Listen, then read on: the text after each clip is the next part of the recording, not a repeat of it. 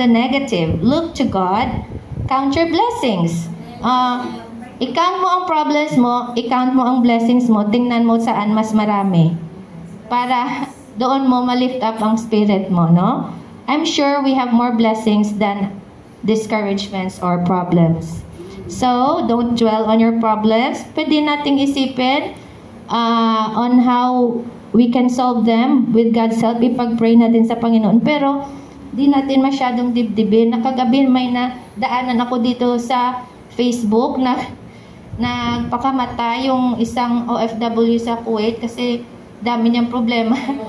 Oo, nakita niyo ba? Nadaanan ko lang. Ewan ko ba ba't nakita ko yun? Oo. Tapos yung title pa sa video, OFW nagpakamatay dahil daw ang kumari, nalaman niya, ang kumari niya.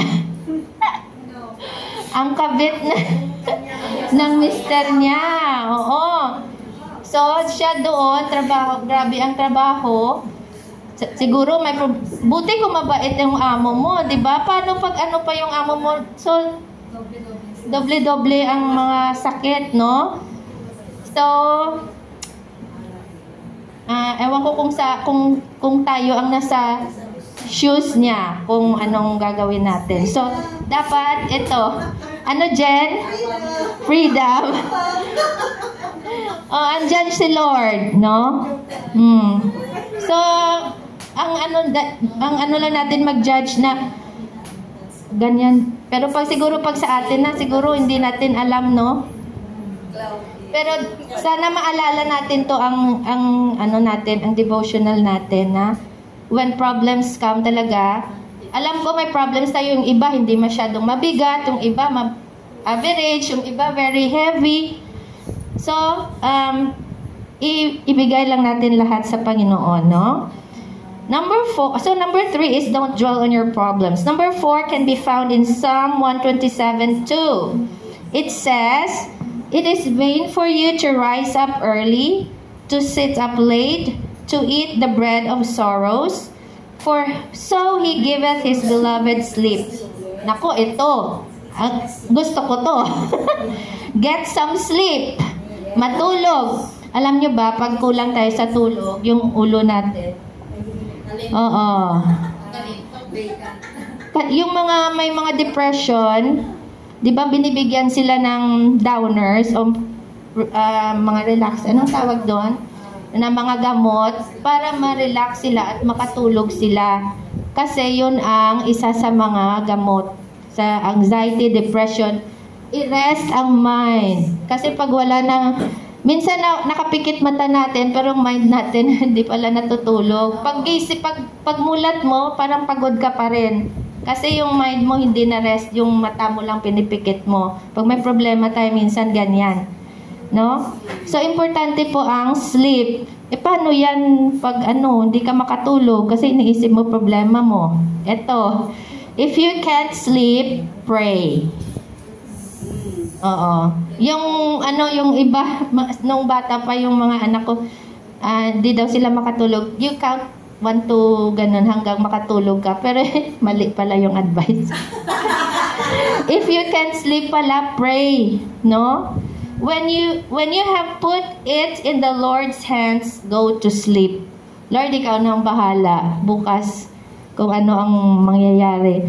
Because our God is a God of miracles. Minsan hindi natin alam kung paano niya i-answer bigyan ng solution yung problem natin. Magugulat na lang tayo,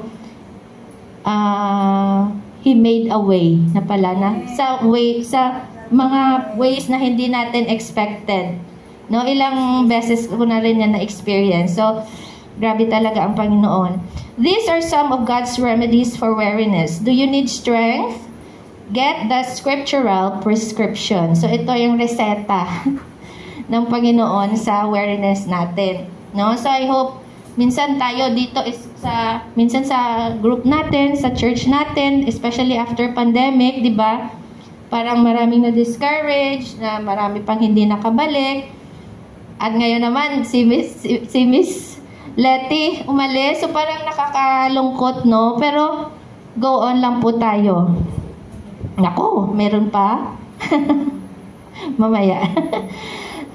So, pag may umaalis, may bumabalik, may naa-add, basta po tayo, continue lang sa pag-serve sa Panginoon, no? I'm sure ang sisters natin na umaalis, they are praying for us, and we know they are still part of us, no? So, wag tayong let us not be weary. Wag tayong ma-faint in heart and in spirit, no? Just go on. There are many things we can do and should do, not expecting others to do them for us. Tayo talaga minsan ang gagawa, no? Minsan pagod na tayo pero kailangan pa rin natin gawin.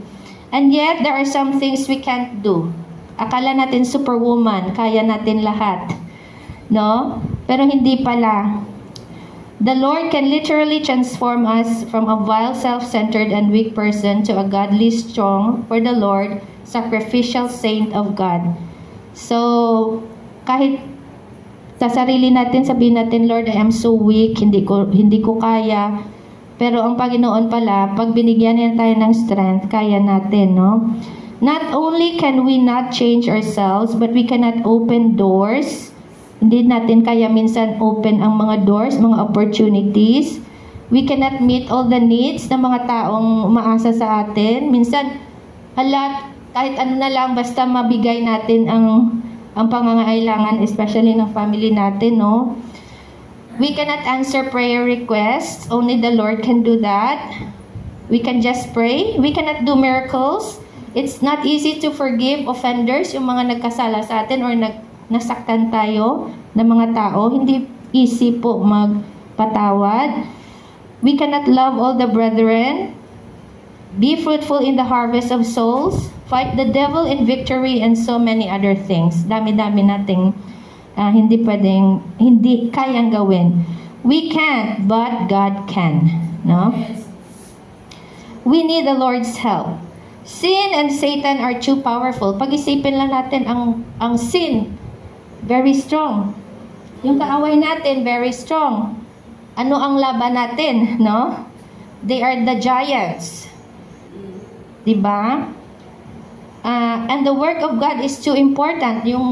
Yung gawain natin dito, diba? Minsan, pag konti na lang tayo, perang, baka hindi namin kaya, no?